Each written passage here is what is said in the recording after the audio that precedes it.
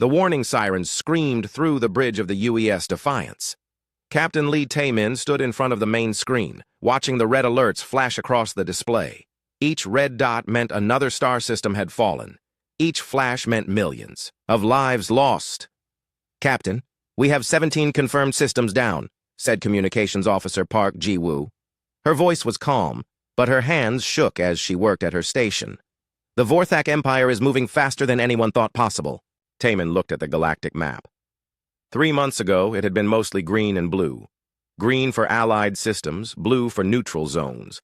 Now, huge red patches spread across the display like blood in water. The Vorthak were not just winning. They were destroying everything in their path. "What about the Zenthari homeworld?" he asked. Ji-woo checked her readings. "Gone, sir. The entire planet is empty. No life signs at all." The bridge fell silent. The Zenthari had been one of the strongest races in the galaxy. They had fought wars for thousands of years and never lost their home planet. If they could fall, anyone could fall. Chief Engineer Kim Dong-hyun spoke up from his station. "Sir, I'm getting reports from across the galaxy. The Kalari lost their orbital cities. The Thorians evacuated their entire system. Even the robot collective is running away." Taemin turned to look at his crew. These were good people. They had families back on Earth. They had hopes and dreams and lives to live. But right now, they were all that stood between the Vorthak and complete galactic destruction. The Defiance was a big ship. She was one of the newest human warships, built with the best technology Earth could make. Her hull was thick armor plating. Her weapons could destroy a small moon. Her shields could stop almost any attack. But even she looked small compared to what was coming. "Tell me about these Vorthak ships," Taemin said to his science officer, Yang Min-ho. Min-ho pulled up a holographic display. The image that appeared made everyone on the bridge step back. The Vorthak ships did not look like ships at all. They looked like giant sea creatures that had learned to fly through space. Their hulls were not metal, but something that looked alive. They had tentacles instead of weapon ports. They pulsed and moved like beating hearts. "They're not built, Captain," Min-ho explained. "They're grown. Each ship is a living creature, bred for war.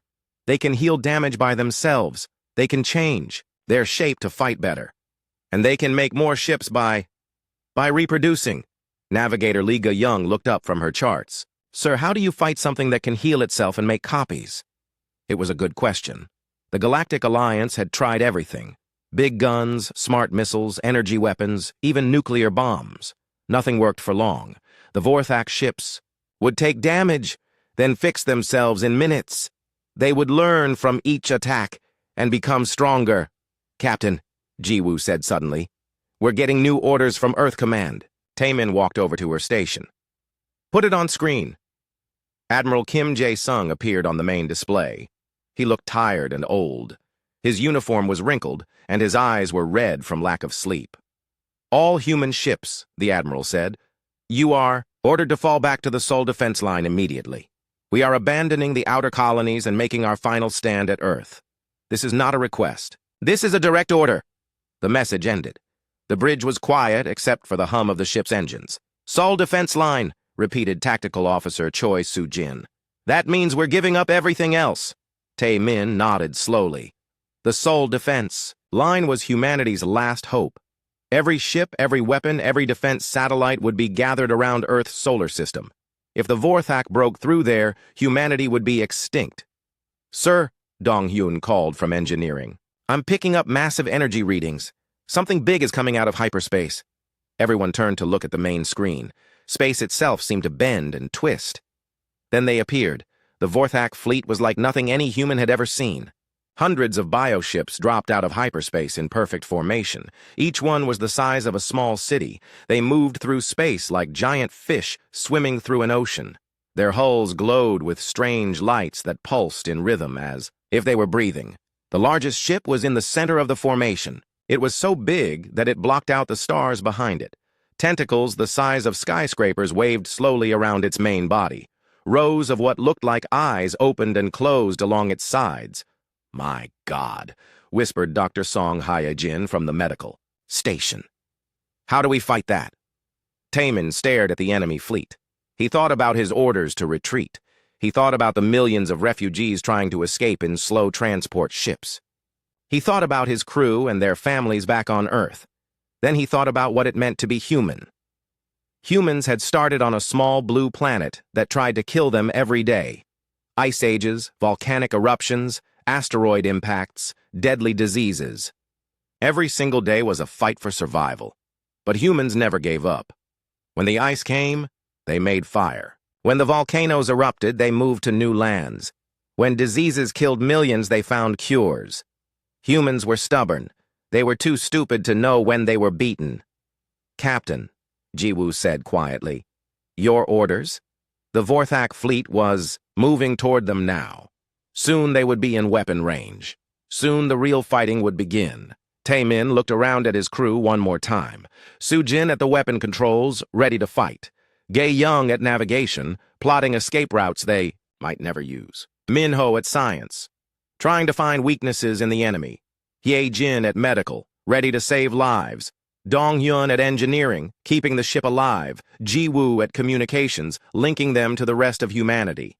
These people trusted him. They would follow his orders, even if those orders meant death.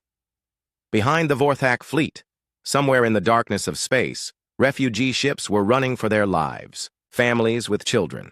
Old people who had lived through wars and just wanted to see peace. Young couples who had just gotten married. Artists and scientists and teachers and farmers. All of them hoping that someone, somewhere, would stand up. "To the monsters! All stations!" Taemin said in a clear, strong voice. "Battle alert. We're not running, not today." Sujin looked up from her weapons display. "Sir, are you sure? We're just one ship." Taemin smiled. It was not a happy smile, but it was a human smile. "Yes, we're just one ship, but we're a human ship, and humans don't know how to quit." The bridge crew looked at each other. Then, one by one, they smiled too. They were scared, but they were ready. The Vorthak fleet kept coming, their bioships pulsing with alien light. They had destroyed 17 star systems. They had crushed the greatest civilizations in the galaxy. They thought nothing could stop them. They were about to learn what happened when you made humans angry. The Defiance turned to face the enemy fleet. Her weapons powered up. Her shields went to maximum strength. Her crew took their positions, one human warship against hundreds of alien monsters. The odds were impossible. Humans loved impossible odds. The Vorthak bioships moved like a living nightmare across the stars. Each one pulsed with its own rhythm, but somehow they all moved together like parts of one giant creature. Their hulls were covered in what looked like scales or skin, and strange lights flickered under the surface. Captain Lee Taemin watched them approach on the main screen. "How long until they reach weapon range?" Navigator Lee Ga-young checked her instruments. 3 minutes, sir. They're moving faster than our computer predicted." The enemy ships were not just big. They were wrong. Everything about them felt unnatural to human eyes. They had no straight lines, no right angles, no symmetry. They looked like they had been grown in some alien laboratory, shaped by a mind that thought differently than any human mind. "I'm reading strange energy patterns," reported Science Officer Yang Min-ho. "It's like they're broadcasting something on multiple frequencies." "What kind of broadcast?" Taemin asked. Min-ho frowned at his readings. "I'm not sure, sir. It's not radio or any kind of signal we understand. It's more like brain waves." Suddenly, Communications Officer Park Ji-woo gasped and grabbed her head. "Something's wrong," she said. I feel like we should just give up. Like there's no point in fighting." Other crew members started to look worried, too. Engineer Kim Dong-hyun sat down heavily in his chair. "Maybe we should retreat," he said in a flat voice. "Maybe running away is the smart thing to do." Tae-min felt it, too. A cold feeling in his chest that said the fight was already over. A voice in his head that whispered about how hopeless everything was. But he had felt something like this before. "It's a psychic attack," he announced loudly. "They're trying to break our will to fight. Don't listen to it." The Vorthak had used this weapon on every species they had conquered. They would broadcast waves of despair and hopelessness that made enemy crews give up before the real fighting even started. It had worked on the proud Xanthari warriors. It had worked on the logical Kalari scientists. It had worked on every other race in the galaxy. But humans were different. Humans had spent millions of years fighting against hopelessness. They had survived ice ages that should have killed them. They had lived through plagues that wiped out most of their population. They had fought wars that seemed impossible to win. Every time, when things looked worst, humans had found a way to keep going. "Remember who you are," Taemin said to his crew. "We're humans. We're too stubborn to know when we're beaten." The cold feeling started to fade. Tactical Officer Choi Soo-jin shook her head and straightened up. "Weapons are online and ready, Captain." "Shields at maximum power," reported Dong-hyun, sounding more like himself. "I'm tracking their formation," said Ga-young, "sending targeting data to weapons." The psychic attack had failed. The Vorthak would have to try a different approach. 2 minutes to weapon range, Ga-young announced. Taemin could see the lead bioships more clearly now. They were covered in what looked like mouths, huge openings in their hulls that glowed with sickly green light. As he watched, these mouth weapons began to open wider. "Here they come," said Soo-jin. The first wave of Vorthak attackers opened fire. Streams of green energy shot out from their bioweapons, crossing the space between the fleets in seconds. But this was not normal weapon fire. The energy moved like it was alive, twisting and turning through space like giant snakes. Evasive. "Maneuvers!" Taemin ordered. Ga-young's hands flew over her controls. The Defiance rolled and dove, trying to avoid the incoming attack. But the bioweapons followed them, bending through space in ways that should have been impossible. The first energy stream hit their shields. The whole ship shook as the green fire splashed across their defenses. Alarms started ringing as power levels dropped. "Shields down to 80%, Dong-hyun reported. That wasn't just energy, it was some kind of acid. It's eating through our shield matrix." More bioweapons fired. The Defiance was surrounded by streams of corrosive energy that ate away at their defenses like hungry animals. "Return fire," Taemin ordered. "All weapons!" Soo-jin pressed the firing controls. The human warship erupted in light as every weapon system activated at once. Plasma torpedoes shot out like bright stars. Railguns fired solid projectiles at incredible speed. Particle beam weapons cut through space like laser swords. The human weapons hit the lead Vorthak ships with tremendous force. Explosions bloomed across their biohulls. Sections of alien armor were blasted away, revealing the pulsing flesh underneath. For a moment, Taemin thought they might actually hurt the enemy. Then he watched in horror as the damaged bioships began to heal themselves. The holes in their hulls closed up. New armor grew to replace what had been destroyed. Within minutes, they looked completely undamaged. "They're regenerating," Minho said in disbelief. "It's like they were never hurt at all." Soo-jin fired another torpedo spread. This time, the explosions seemed smaller. "Captain, our weapons are becoming less effective. It's like they're learning to resist our attacks." The Vorthak bioships continued their advance, firing their acid weapons in coordinated waves. The Defiance dodged and weaved, but there were too many enemies and not enough space to maneuver. "Shields down to 50%, Dong-hyun announced. "Hull armor is starting to show damage. This bioacid is unlike anything we've seen." Through the chaos of battle, Medical Officer Dr. Song Hye-jin called from her station. "Captain, I'm getting casualty reports from other ships in the sector. The Kalari cruiser Bright Star just went dark. The Xanthari battle group is in full retreat." Taemin gritted his teeth. The Defiance was alone now, facing an entire enemy fleet by herself. But behind them, somewhere in the darkness of space, were the refugee ships. Millions of innocent people trying to escape the Vorthak advance. "How far are the nearest refugee convoys?" he asked Ga-young. 3 star systems, sir. If the Vorthak break through here, they'll reach the civilians in less than 6 hours. 6 hours. That was how long the Defiance had to hold the line. 6 hours to stand against impossible odds. Another wave of bioacid hit their shields. The ship shook so hard that several crew members were thrown from their chairs. Emergency lights flickered on as main power fluctuated. "Shields down to 30%, Dong-hyun said grimly. "I don't think we can take much more of this." Taemin looked around at his crew. They were scared, but they were still fighting. Soo-jin kept firing their weapons even though they barely scratched the enemy. Gay Young kept the ship moving even though there was nowhere to run. Minho kept scanning for weaknesses, even though the Vorthak seemed invincible. These were humans. They had evolved on a world that tried to kill them every single day. They had learned to fight when fighting seemed hopeless. They had learned to stand when everything told them to fall. "We don't have to win," Taemin said, loudly enough for everyone to hear. "We just have to hold them here. Every minute we fight is another minute for those refugees to escape." The Vorthak fleet was closing in now. More bioships were arriving through hyperspace, adding their weapons to the assault. The Defiance was completely outnumbered, outgunned, and surrounded, but they were still fighting. "Sir," Sujin said, "I'm reading massive energy buildup in the enemy flagship. I think they're preparing for something big." On the main screen, the largest Vorthak bioship was glowing brighter than before. Tentacles the size of buildings were moving around its hull, pointing directly at the Defiance. "Whatever they're planning," Taemin said, "we're not going to make it easy for them." The human crew prepared for whatever was coming next. They were just one ship against hundreds. They were damaged and outnumbered. By all logic, they should have been dead already. But logic had never stopped humans before. The Defiance held her position, guns blazing, shields failing, but still fighting.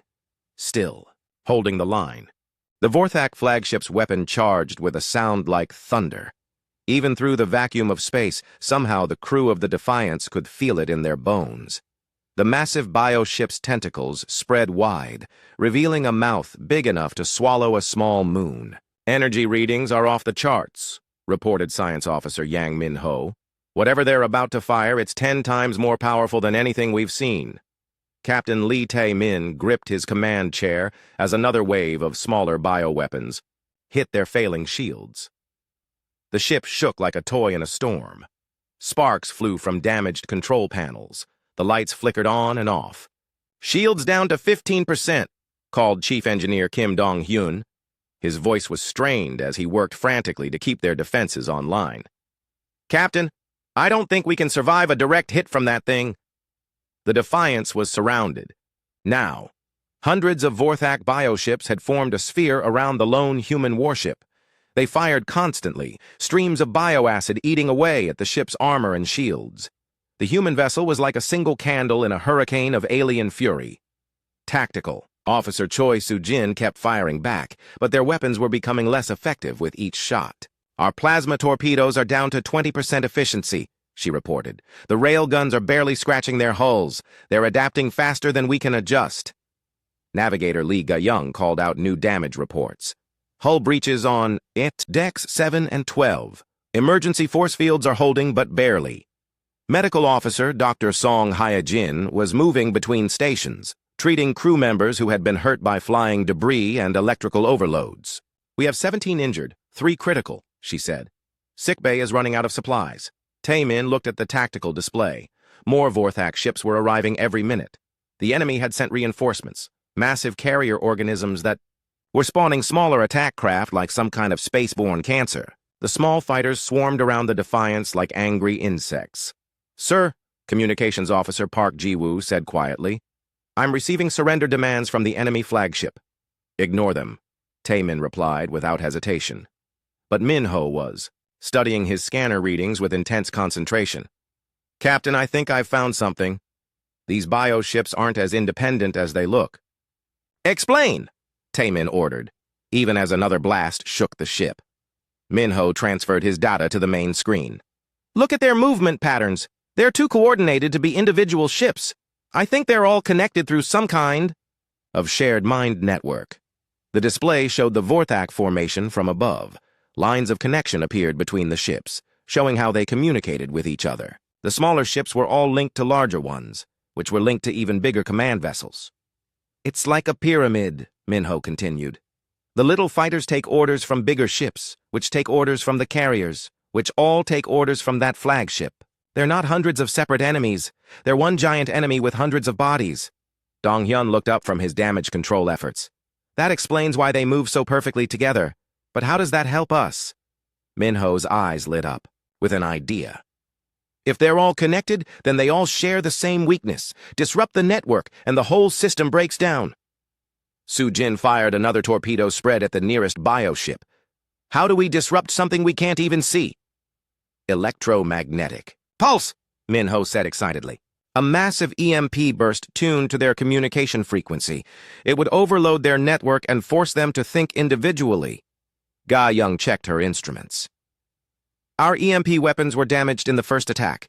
We don't have anything that powerful. Yes, we do, Minho said. We could overload our main computer core and turn the whole ship into a giant EMP generator. The bridge fell silent except for the sound of weapons fire and alarms. Everyone understood what that meant. Jin was the first to speak. That would destroy half our systems. We'd lose weapons, shields, life support. We'd be completely defenseless. We're already defenseless, Jin pointed out. Our shields are almost gone, and our weapons barely work. At least this way we might take some of them with us. Dong-hyun shook his head. It's suicide. Even if it works, we'll be a sitting duck afterward. Tae-min thought about the options. They were all bad. The Defiance was dying slowly under the constant enemy fire. Soon their shields would fail completely, and the bioacid would eat through their hull like paper.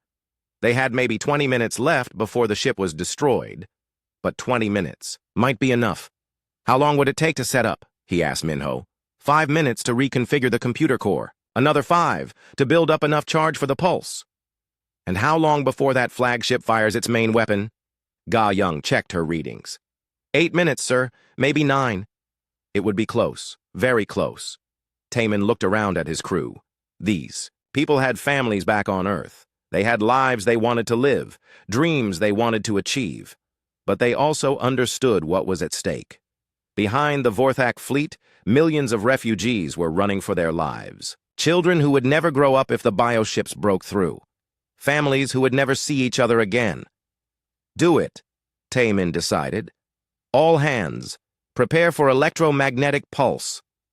Minho ran to the computer core access panel. His fingers flew over the controls as he began rerouting power from every system on the ship. I need all available power, he called out. You've got it, Dong-hyun replied. He shut down everything that wasn't essential. Artificial gravity, internal communications, even the coffee makers. Every bit of energy was channeled into the computer core. Jin continued firing their remaining weapons, trying to buy them time. But the Vorthak were closing in. The smaller biofighters were getting close enough to attach themselves to the Defiance's hull and start eating through the armor with their acid weapons. Hull integrity at 60%, Dong-hyun reported. They're breaking through the outer plating. 4 minutes to pulse ready, Minho announced. The enemy flagship was almost finished, charging its main weapon. The massive mouth cannon glowed like a green sun. Tentacles around it pulsed with power that made the space around it bend and twist. 2 minutes until they fire, Gae Young said. 3 minutes until pulse ready, Minho called back. They weren't going to make it. The Vorthak flagship would fire first, and the Defiance would be destroyed before they could activate their desperate plan. That's when Jin had an idea. What if we give them a reason to wait? What do you mean? Taemin asked. Open a communication channel. Make them think we're about to surrender. Buy us the time we need.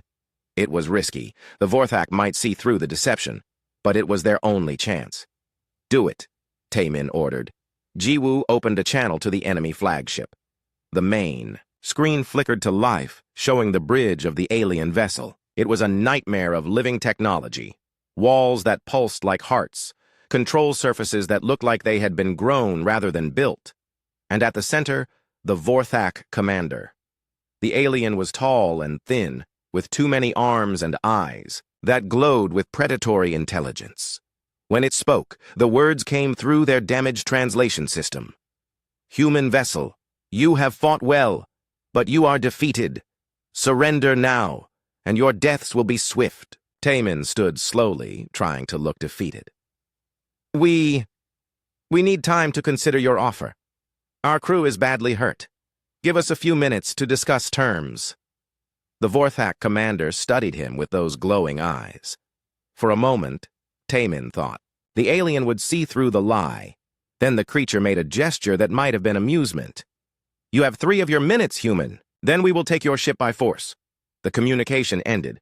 Around the Defiance, the bioship stopped firing but maintained their positions.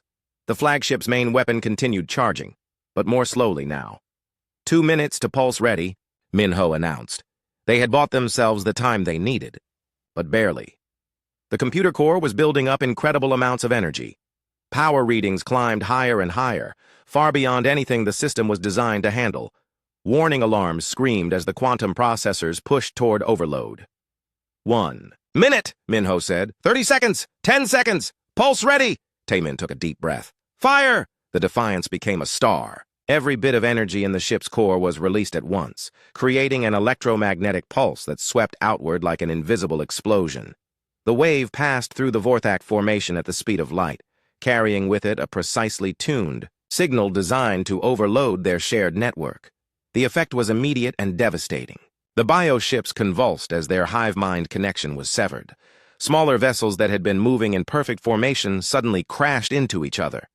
Larger ships spun out of control as their crews tried to think independently for the first time in their lives. But the Defiance paid a price for her victory. Half the ship's systems went dark as the EMP burned out their own electronics. Emergency power kicked in, but they were now operating on minimal systems. It worked, Minho said in amazement. Their network is completely disrupted. But their celebration was short-lived. The Vorthak flagship had been protected by its size and power. Its main weapon was still charged and ready to fire, and now it was very, very angry. The Defiance drifted through space, like a wounded animal. Half her lights were out. Her weapons were silent. Her shields were completely gone. Around her, the disabled Vorthak bioships floated helplessly, their crews struggling to understand what had happened to their shared mind. But the largest bioship, the flagship, was still very much alive. Captain Lee Taemin stood on his dark bridge, lit only by emergency lighting that cast red shadows across everything. The electromagnetic pulse had worked better than they had hoped. Most of the enemy fleet was disabled or confused, but their victory had come at a terrible cost. Damage report, he said quietly. Chief Engineer Kim Dong-hyun looked up from his sparking control panel. Main power is offline. Weapon systems are dead. Life support is running on backup power only. We have maybe 6 hours of air left. Communications are down, added Park Ji-woo. I can't contact Earth Command or any other ships. Science officer. Yang Min-ho was trying to restart his scanners with limited success. The good news is that most of the enemy ships are just floating there. They seem confused without their network connection. And the bad news? Asked Taemin, though he could already see it on the main screen. The Vorthak flagship was turning toward them. The massive bioship had been far enough away to avoid the worst of the EMP blast. Its systems were still working, its weapons were still charged, and it was very angry.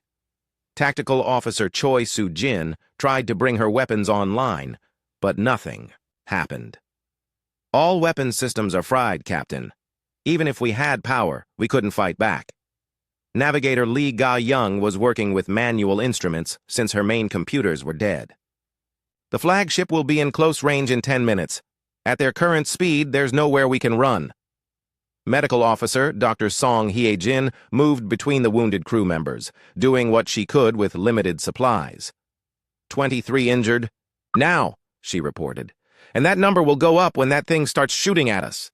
The flagship continued its approach. As it got closer, they could see more details of its horrifying design. The bioship was covered in scars from thousands of battles. Parts of its hull looked like they had been replaced or regrown. Weapon ports opened and closed like breathing mouths. And at its front, the main cannon was still glowing with deadly energy. Captain, Ji-woo said softly, I'm receiving a transmission from the flagship. Audio only. Put it through.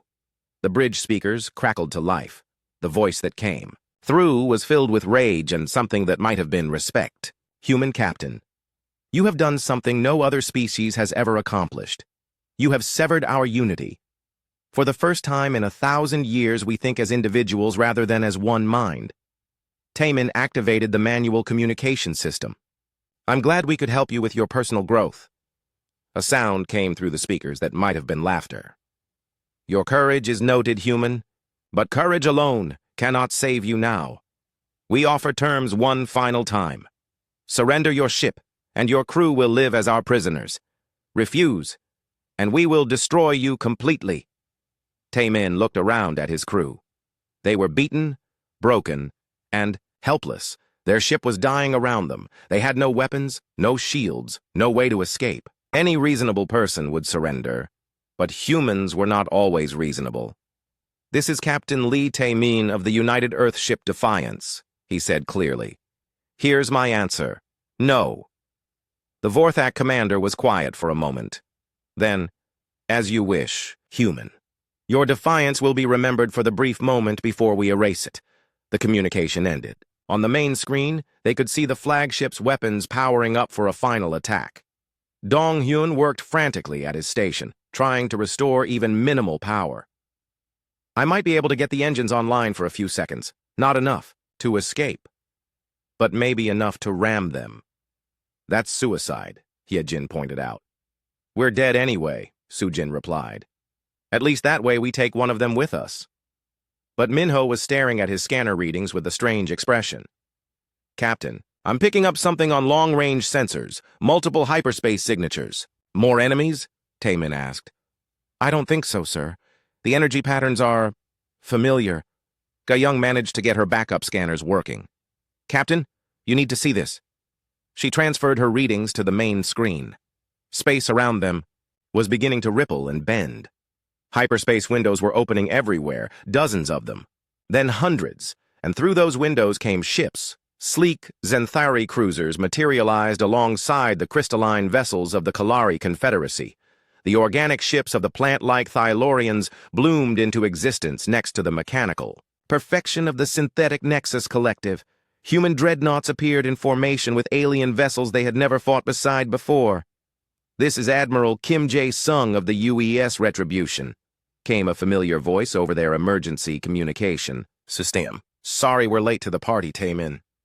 The cavalry had arrived. Not just human ships, but vessels from every species in the galaxy. The scattered fleets had regrouped, and now they had come to finish what the Defiance had started. But Taemin noticed something strange about the Vorthak ships around them. The smaller bioships that had been disabled by the EMP were not trying to rejoin the fight. Instead, many of them were moving away from the battle entirely. "Minho, scan those retreating ships. Are they damaged?" "No, sir. They're fully functional, but they're not following orders from the flagship anymore." It was incredible. The electromagnetic pulse had done more than just disrupt their network. It had given the individual Vorthak the ability to think for themselves, and many of them were choosing not to fight. "For the first time in their history, they have free will," Minho said in amazement, "and some of them are using it to walk away from war." The combined galactic fleet spread out around the remaining Vorthak forces. Human ships worked alongside former enemies, coordinated by battle plans that combined the best tactics from every species. The alliance that had seemed impossible just hours before was now a reality. The Vorthak flagship found itself surrounded and outnumbered. Some of its bioships had fled. Others had simply stopped fighting. Only the most loyal vessels remained, and they were confused and disorganized without their hive-mind connection. "This is Admiral Jae-sung to all ships," came the voiceover, the fleet communication system. "Target the enemy flagship. Concentrated fire on my mark." But before the fleet could fire, something unexpected happened. Several of the Vorthak bioships that had been loyal to the flagship suddenly turned their weapons on their own command vessel. "They're fighting each other," Ga-young said in disbelief. The Vorthak civil war lasted only minutes. The ships that had chosen freedom overwhelmed those that remained loyal to the old way. When the fighting ended, the flagship was damaged and alone. "This is the Vorthak vessel Pain of Growth," came a new transmission. "We speak for those who choose individual, thought-over collective slavery. We withdraw from this conflict. We will not pursue your refugee ships. We will not attack your worlds. We ask only for the chance to learn what it means to be free." Admiral Jae-sung's voice came over the fleet communication system. "All ships, hold fire. Let them go." The reformed Vorthak bioships moved away from the battle area, heading for deep space. They would have to learn how to live as individuals, how to make their own choices, how to find their own paths. It would not be easy for a species that had shared one mind for thousands of years. But the important thing was that they were trying. The remaining loyal Vorthak ships, those that still believed in the old ways, found themselves completely outnumbered. One by one, they either surrendered or fled into hyperspace. The great invasion was over. Taemin felt the Defiance shudder as rescue ships connected to her hull. Power flowed back into their systems as the Retribution shared her energy. The lights came back on. The air recycler started working again. "Captain," Hye-jin said with tears in her eyes, "medical teams are coming aboard. Our wounded are going to be okay." Around them, the combined fleet was rescuing survivors from damaged ships and offering aid to anyone who needed it. Human medics worked alongside Zenthari healers. Kalari engineers helped repair Thylorian bioships. Former enemies had become allies, united by their shared experience of near extinction. "Sir," Sujin said quietly, "we did it. We actually did it." Taemin nodded slowly. The Defiance had held the line long enough for the galaxy to unite. One human warship had bought the time needed for hope to return. But the victory had come at a cost. Good people had died. Ships had been destroyed. Entire worlds had been damaged. The galaxy would take years to recover from the Vorthak invasion. Still, they had survived. And sometimes, survival was the greatest victory of all. The Defiance began her long journey home, escorted by the combined fleet. Behind them, space was filled with ships from dozens of different species, all working together to build a better future. They had learned that when faced with extinction, the differences between species mattered less than the things they shared: the desire for freedom, the love of family, the refusal to give up hope.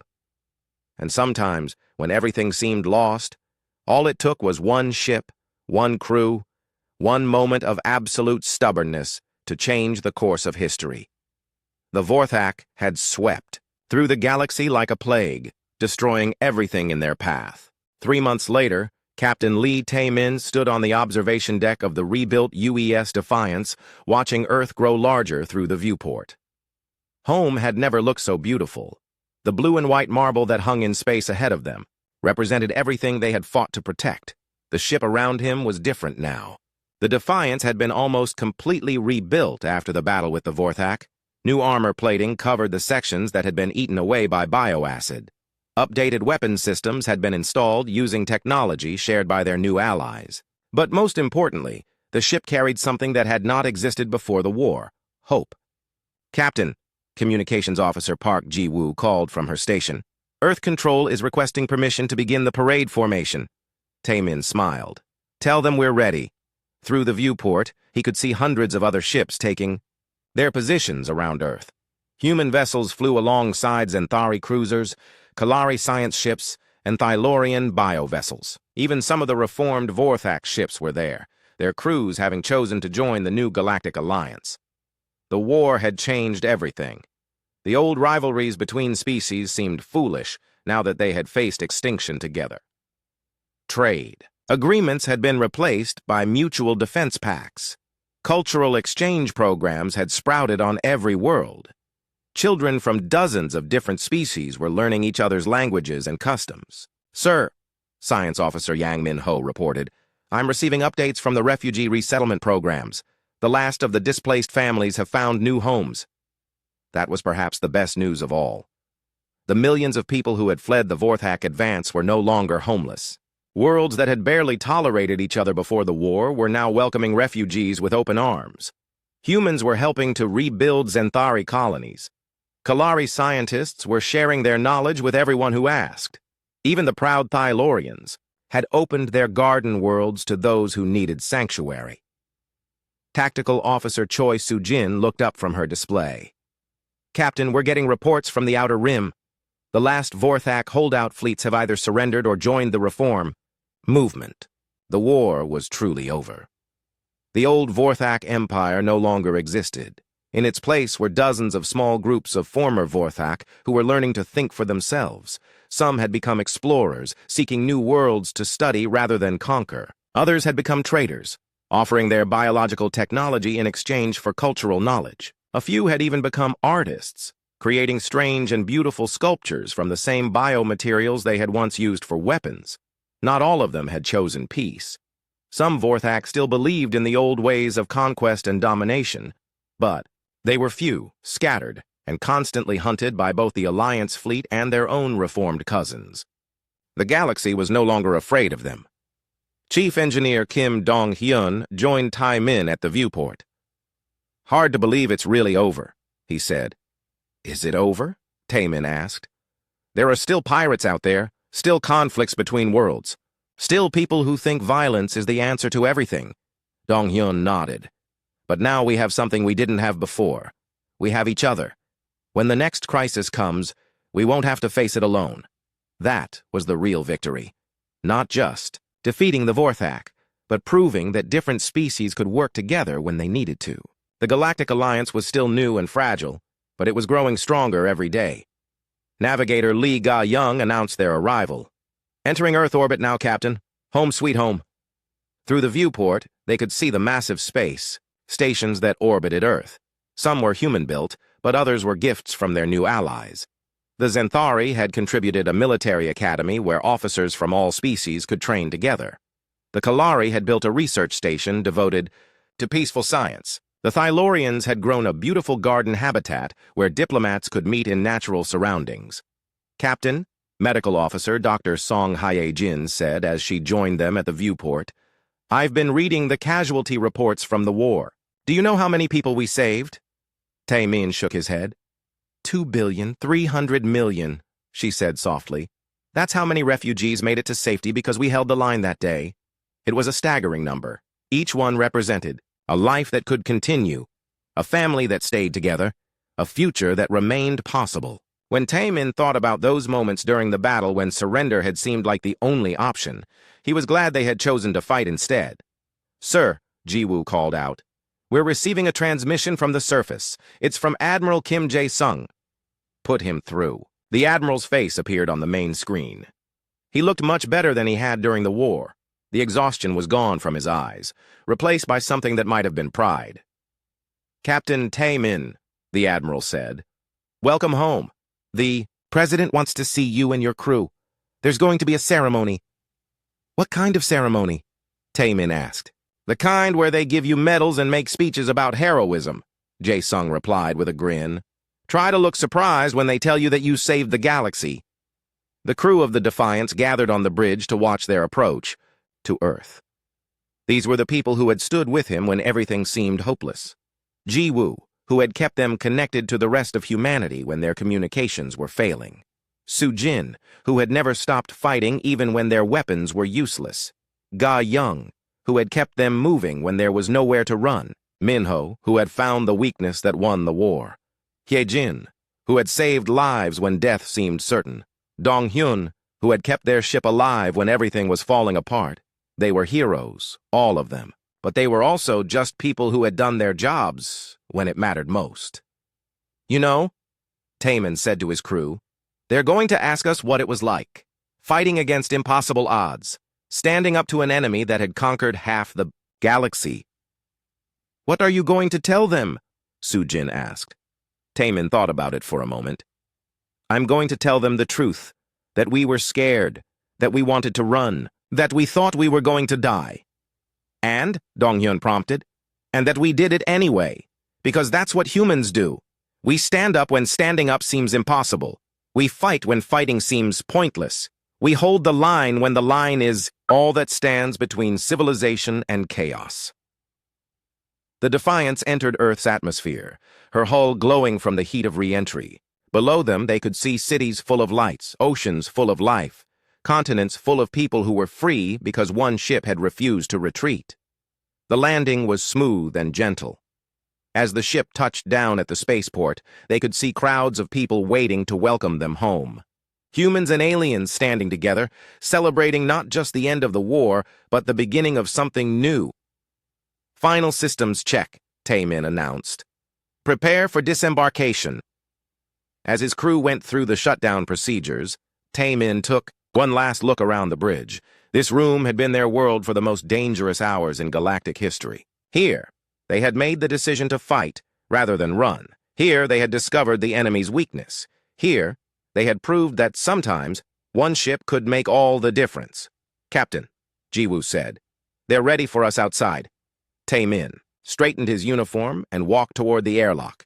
Behind him, his crew followed in formation. They were the heroes of the hour, the saviors of the galaxy, the crew that had held the line when holding the line mattered most. But in their hearts, they knew the truth. They were not special. They were not superhuman. They were just ordinary people who had been put in an extraordinary situation and had chosen to do the right thing. The airlock opened, and they stepped out into the light of their homeworld. The crowd erupted in cheers. Reporters pushed forward, with cameras and questions. Officials waited with medals and speeches. But Tae-min barely noticed any of it. His attention was focused on a small group standing near the back of the crowd. Families. The wives, husbands, parents, and children of his crew. The people they had fought to protect. The reason they had refused to give up. As his crew ran to embrace their loved ones, Tae-min felt a deep satisfaction settle in his chest. They had done their job. They had kept their oath. They had held the line. The Vorthak had swept through the galaxy like a plague, destroying everything in their path. They had broken the great powers and scattered the proud civilizations to the cosmic winds. They had seemed unstoppable, inevitable, invincible. But they had made one critical mistake. They had underestimated the most dangerous force in the universe, a human being who refused to know when they were beaten. One human warship had held the line, and that had made all the difference. Years later, when historians wrote about the Vorthak War, they would focus on the great battles, the brilliant strategies, the political alliances that had saved the galaxy. But the people who had been there, the refugees who had escaped, the children who had grown up free, they would remember something simpler. They would remember that when everything seemed lost, when hope itself had died, a single ship and her crew had looked at impossible odds and said, "Not today." The galaxy was vast and full of dangers. There would be other threats, other wars, other moments when civilization balanced on the edge of a knife. But now, the galaxy knew something it had not known before.